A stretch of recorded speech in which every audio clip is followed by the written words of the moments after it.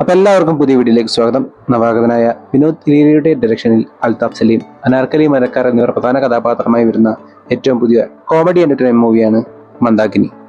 പുതുതായി കല്യാണം കഴിച്ച ആരോമലിന്റെയും അമ്പയുടെയും ജീവിതത്തിൽ കൂടെയുള്ള കുടുംബക്കാർ കാരണം ഉണ്ടാകുന്ന ഒരു ഇൻസിഡന്റും അതുമൂലമുണ്ടാകുന്ന കോൺഫ്ലിക്റ്റും എങ്ങനെ ആ രാത്രി തന്നെ അവർ സോൾവ് ചെയ്യുന്നുവെന്നാണ് ഈ സിനിമയുടെ സിമ്പിൾ പ്ലോട്ടായി വരുന്നത്. അതോടൊപ്പം തന്നെ ഈ സിനിമയിൽ 5 ഡയറക്ടേഴ്സ് വെറും കഥാപാത്രങ്ങളായി മാത്രം തന്നെ വേഷപ്പെടുന്നുണ്ട്. നായകൻ കൂടിയായ അൽതാഫ് സലീം, ലാൽ ജോസ്, ജിയോ ബേബി, അജയ് വാസ്തവ്, ജൂഡാനി ജോസഫ് എന്നിവരാണ് ഈ പറഞ്ഞ 5 ഡയറക്ടേഴ്സ്. ഇവരോടൊപ്പം തന്നെ സരിത കുക്കു, അശ്വതി ശ്രീകാന്ത്, ഗണപതി എസ് പൊതുവാൾ, വിനീത് തട്ടിൽ, കുട്ടി അഖിൽ, ജാഫർ ഇടുക്ക് എന്നിവരും ഈ സിനിമയിൽ വേഷപ്പെടുന്നുണ്ട്.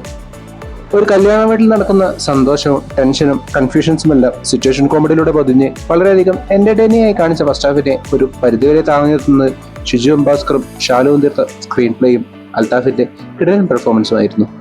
ഫസ്റ്റ് ഹാഫിലെ കോൺഫ്ലിക്റ്റിന് ശേഷം സെക്കൻഡ് ഹാഫിലേക്ക് എത്തിയപ്പോൾ സിനിമ കുറച്ച് ഡ്രാഗ് ആകുമ്പോഴും ക്ലൈമാക്സിനോടത്ത് സിനിമ കുറച്ച് അപ്പായെങ്കിലും ഞാൻ പ്രതീക്ഷിച്ചൊരു പഞ്ച് കുറച്ച് കുറഞ്ഞു പോയതായാണ് എനിക്ക് തോന്നിയിട്ടുള്ളത്. ഫസ്റ്റ് ഹാഫിൽ സിനിമ അൽതാഫിലും വിനീത് തട്ടിലിനും കുട്ടിയകിലിന്റെ കയ്യിൽ ഭദ്രമായിരുന്നപ്പോൾ സെക്കൻഡ് ഹാഫിൽ സിനിമ കൂടുതൽ ഫോക്കസ് ചെയ്തിരുന്നത് അനാർക്കലിയെയും സരിത കുക്കുവിനെയും അശ്വതിയെയും ഗണപതിയെയുമായിരുന്നു. ഈ പറഞ്ഞ എല്ലാവരും നല്ല പെർഫോമൻസ് തന്നെയാണ് കാഴ്ചവെച്ചതെങ്കിൽ പോലും സരിത കുക്കുവിന്റെ പെർഫോമൻസും ക്ലൈമാക്സ് പോർഷൻസിനോട് അടുക്കുമ്പോഴുള്ള അവർക്ക് ലഭിച്ച ബിൽഡപ്പുമെല്ലാം അവർ കൃത്യമായി യൂസ് ചെയ്ത പോലെ തന്നെ എനിക്ക് തോന്നി. അതേപോലെ തന്നെ സുജിത് വാസു എന്ന കഥാപാത്രമായി വന്ന ഗണപതിയുടെ പെർഫോമൻസും വളരെ നല്ലതായി തന്നെ എനിക്ക് അനുഭവപ്പെട്ടു.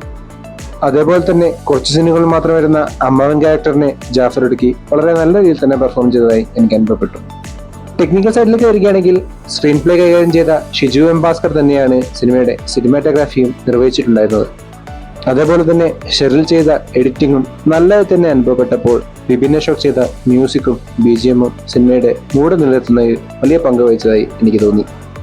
ഇതിനെല്ലാം പുറമെ ഒരു നവാഗത സംവിധായകനായിട്ട് പോലും വിനോദ് നല്ല രീതിയിൽ തന്നെ ഈ സിനിമയെ കൺസീവ് ചെയ്തതായും അത് എക്സിക്യൂട്ട് ചെയ്തതായും എനിക്ക് അനുഭവപ്പെട്ടു.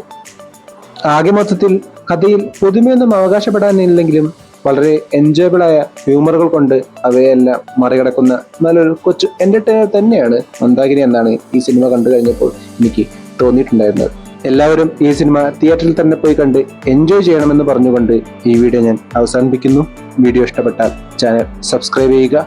അപ്പോൾ മറ്റൊരു വീഡിയോയുമായി വീണ്ടും കാണും വരെ ഗുഡ് ബൈ.